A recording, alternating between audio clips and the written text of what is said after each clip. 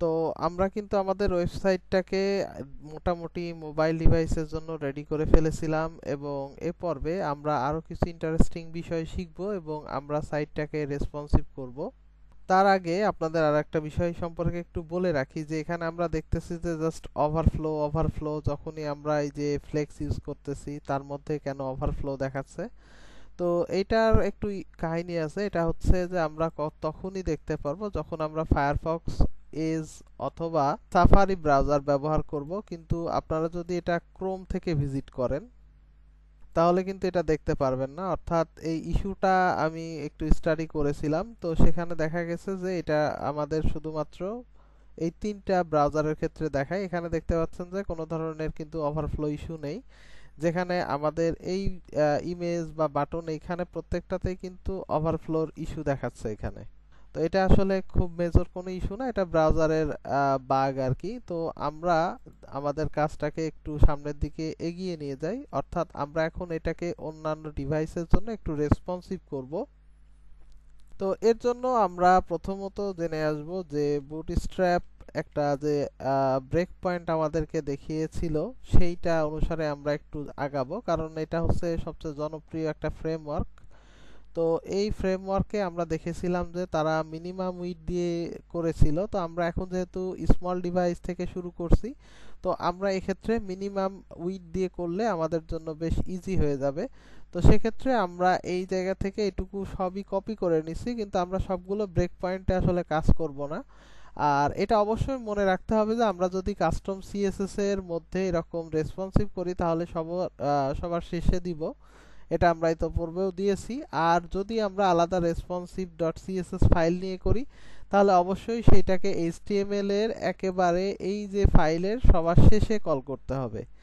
তো আমি এখন আপাতত কাস্টম সিএসএস এর এখানেই করব, এবং আমাদের যে টার্গেট অডিয়েন্স তাদেরকে আমরা এই রেজাল্টগুলো দেখাবো কিভাবে। প্রথমত আমরা এটা মোবাইল ডিভাইসে যেভাবে দেখিয়েছি আমি চাচ্ছি যে আমার ট্যাবলেট ডিভাইসের ক্ষেত্রেও একই রকম দেখাবে, এবং ওয়াইড মোবাইল অর্থাৎ স্মার্টফোনগুলোতেও একই রকম দেখাবে। তো সেজন্য আমি এটাকে এভাবে রেখে দিচ্ছি। আর এখানে মোটামুটি একটু ছোট সাইজের মনিটর থেকে একেবারে অনেক বড় সাইজের মনিটর পর্যন্ত একটা ডিজাইন রাখতে চাচ্ছি। তো আমাদের তাহলে এই বাকি দুইটা আর লাগবে না।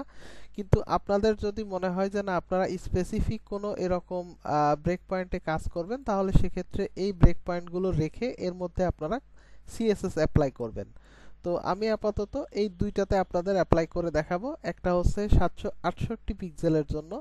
তো আমি এই ক্ষেত্রে কি করব যে এখান থেকে 768 এটা এখান থেকে সিলেক্ট করব। তো এখন আমরা কি করতে চাচ্ছি, অর্থাৎ এইখানে আমরা এখন কি সিএসএস অ্যাপ্লাই করব একটু দেখি। প্রথমত আমরা এখানে দিয়েছিলাম হচ্ছে ফ্লেক্স, এবং ফ্লেক্স দেওয়ার মাধ্যমে আমরা এই দুইটা এরিয়াকে কিন্তু রেখেছিলাম উপর নিচে, যেটা আমরা করেছিলাম কলাম রিভার্সের মাধ্যমে। এখানে যদি একটু খেয়াল করি, কিন্তু এবারে আমরা এটাকে চাচ্ছি যে না এরকম না থেকে এটা পাশাপাশি থাক। তো সেক্ষেত্রে আমাদের ফ্লেক্সের ডিরেকশনটা জাস্ট রো করে দিতে হবে, এবং রো করে দিলে এটা কিন্তু পাশাপাশি চলে আসবে। কিন্তু এখানে একটা বিষয় খেয়াল করেছেন হয়তো যে দুইটার সাইজের একটু ডিফারেন্স আছে, কারণ এটাতে কন্টেন্ট বেশি এটাতে কন্টেন্ট কম। তো সেক্ষেত্রে আমরা দুইটাকে যদি ইকুয়াল করে দিতে চাই তাহলে আমরা প্রসেসটা অলরেডি জানি। তো আমি এখান থেকে এইগুলো একটু বাদ দিয়ে দেই, দিয়ে জাস্ট এইটাকে কপি করব, করে আমাদের এই ব্রেক পয়েন্টে একটু দিয়ে দেখি যে আমরা আসলে এই যে কাজটা করছি সেটা যথাযথ আছে কিনা। তো একটু রিলোড দিয়ে চেক করি। এখানে আমাদের 768 মিনিমাম, তার উপরে গেলে কোনো ব্রেক পয়েন্ট আসে কিনা। তো এই ক্ষেত্রে রিফ্রেশ করেও কোনো রেজাল্ট পাওয়া যায়নি। তো এই ক্ষেত্রে আমি একটু এইটা দেখি। এখানে দেখেন কমেন্ট করাতে একটু ঝামেলা আছে আমাদের। এই কমেন্টটাকে আমরা সিএসএস এর মতো করে না করলে আসলে এটা কাজ করবে না।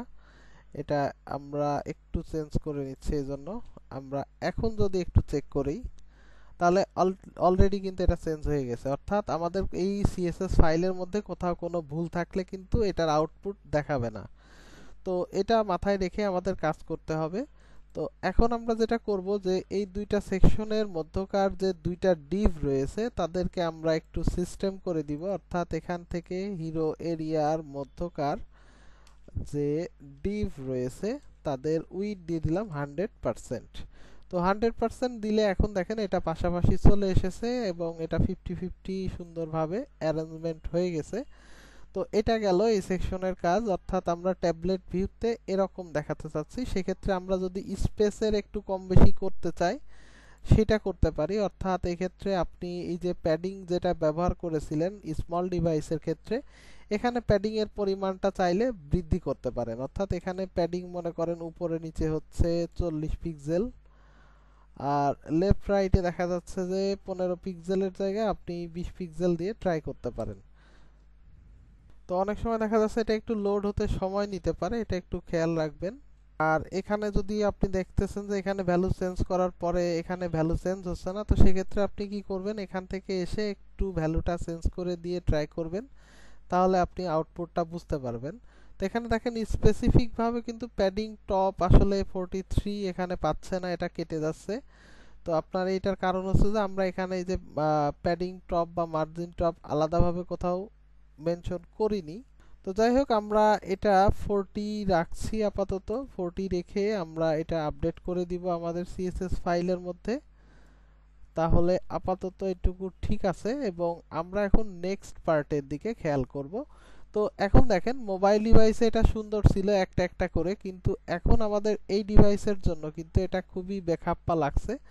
তো সেক্ষেত্রে আমরা এটাকে দুইটা দুইটা করে দিতে পারি, অর্থাৎ আমরা এই যে সার্ভিসের যে কন্টেন্ট নিয়েছি, এই সার্ভিস কন্টেন্টের মধ্যে যতগুলো সার্ভিস এখানে রয়েছে এগুলোকে আমরা একটু ফ্লেক্স করে নিয়ে আসব। তো প্রথমত আমাদের এটা করতে হবে হচ্ছে ডিসপ্লে ফ্লেক্স। আমরা ইতিপূর্বে কিন্তু ফ্লেক্স ইউজ করিনি এখানে, কারণ বাই ডিফল্ট এখানে ডিসপ্লে ব্লক আকারে একটার নিচে একটা ছিল। তো এটা এখন পাশাপাশি এসে গেল, আমরা বলে দিলাম যে এটা হচ্ছে ফ্লেক্স, তারপরে বললাম যে র্যাপ হবে, তারপরে এখানে জাস্ট র্যাপ লিখে দিলাম। তো এখানে আমাদের কিছু চেঞ্জ বুঝতে পারবো না যতক্ষণ না আমরা ভেতরের এই কন্টেন্টগুলোতে কোনো উইড ব্যবহার করতেছি। তো প্রথমত আমি এখানে এটা অ্যাপ্লাই করলাম সার্ভিস কন্টেন্ট। এরপরে এই যে সিঙ্গেল সার্ভিস যেগুলো রয়েছে এই সিঙ্গেল সার্ভিস ক্লাসটাকে আমি ধরে এটার একটা উইড ব্যবহার করি। তো এখানে আমি প্রথমত 45 থেকে শুরু করি, কারণ আমাদের এখানে প্যাডিং আছে, মার্জিন আছে। তো এখানে দেখেন 47 পয়েন্ট, আমরা একটু দিয়ে দেখি 2 3, ওকে 3 দিলাম তাও ঠিক আছে, 4 দিলেও ঠিক আছে, 5 দিলে ঠিক ভেঙে যাচ্ছে। তো এটা আমরা 47.4 এই উইডে রাখলাম, রেখে এখানে পেস্ট করে দিলাম। তাতে আমাদের এখন দেখেন এই বক্সগুলো অটোমেটিক্যালি এখানে অ্যাডজাস্ট হয়ে গেছে। জাস্ট আমাদের এখানে কিছু কাজ করতে হবে হচ্ছে এটার প্যাডিং এর কিছু ইস্যু আছে এটা নিয়ে। তো এখানে প্যাডিং এ আমরা একটু যদি খেয়াল করি, এখানে প্যাডিং দেওয়া রয়েছে 6%। তো এটার ভ্যালুটাকে আমরা একটু পরিবর্তন করব। তো এক্ষেত্রে আমি এটার প্যাডিং 4% রাখি, এখানে প্যাডিং 4% দিলাম। তারপরে সেভ করে একটু রিফ্রেশ করি, তারপরে চেঞ্জটা দেখি। তো এই যে লাইনটা দেখেন এখন ব্রেক করে উপরে এটা চলে আসছে এমনিতেই। আর এখানে যদি আপনি মনে করেন যে না আমাদের এই ফন্ট সাইজটা একটু ছোট করলে এটা ঠিক থাকবে, তো আপনি এখানে ফন্ট সাইজ ছোট করতে পারেন, অথবা এই যে এখান থেকে এরিয়াটা একটু কমাই দিতে পারেন আর ওইটাকে একটু বড় করে দিতে পারেন। তো যাই হোক, এখন আমার কাছে মনে হয় যে এটুকু ঠিক আছে এই ডিভাইসের জন্য। আর নেক্সট যে পার্ট রয়েছে এখানে আমরা একটু খেয়াল করি যে এখানে আমরা কি করেছিলাম। তো এখানে আমাদের অ্যাবাউট মিতে প্রথমে একটা ইমেজ, তারপরে কিছু টেক্সট এই অবস্থায় আছে। তো আমরা এটাকে যদি পাশাপাশি নিতে চাই তাহলে একটু ঝামেলা করা লাগবে, আর সেই ঝামেলাটা একটু আমরা চেক করে আসি। দেখেন এক্ষেত্রে আমাদের এই যে অ্যাবাউট এর মধ্যে কিন্তু 3টা ডিভ হয়ে গেছে। তো 3টা ডিভকে আমরা ফ্লেক্স করলে এটা কিন্তু সব পাশাপাশি চলে আসবে। তো আমরা এই ক্ষেত্রে আগে একটু টেস্ট করে দেখি যে আমরা এটা পাশাপাশি রাখলে কেমন লাগে। তো সেজন্য আমরা একটু অ্যাবাউট সেকশনের মধ্যে যাব। অ্যাবাউট সেকশনের মধ্যে গিয়ে আমরা একটা এক্সট্রা ক্লাস এখানে অ্যাড করে দিয়ে আসব, যেন আমাদের এইটা ফ্লেক্স করলে কোনো সমস্যা না হয়। অর্থাৎ এই দুইটা ডিভকে আমরা কেটে নিচ্ছি, নিয়ে এখানে একটা নতুন ক্লাস অ্যাড করতেছি অ্যাবাউট কন্টেন্ট।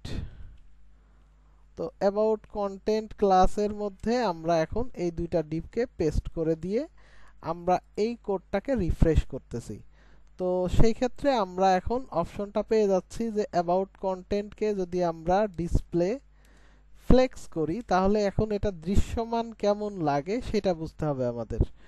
তো এই ক্ষেত্রে আমাদের যে ঝামেলাটা হচ্ছে যে এটার উইডথটা কমে যাচ্ছে, কারণ আমরা এটা কি করেছিলাম, ইমেজের উইডথটা একটু কমিয়ে দিয়েছিলাম। তো এক্ষেত্রে আমরা এটা একটু আবার দিয়ে দেখি যে কি করা যায়। প্রথমত এটা ডিপ সিলেকশন করে আমরা 100% করলাম। ওকে, এখানে উইড না লিখে 100% করছি, এখানে উইড লিখে তারপরে 100% করি, তারপরে রেজাল্টটা দেখি। তো আমার মনে হয় যে এইভাবে জিনিসটা খুব একটা খারাপ লাগছে না, আমরা এটা এভাবে রাখতে পারি।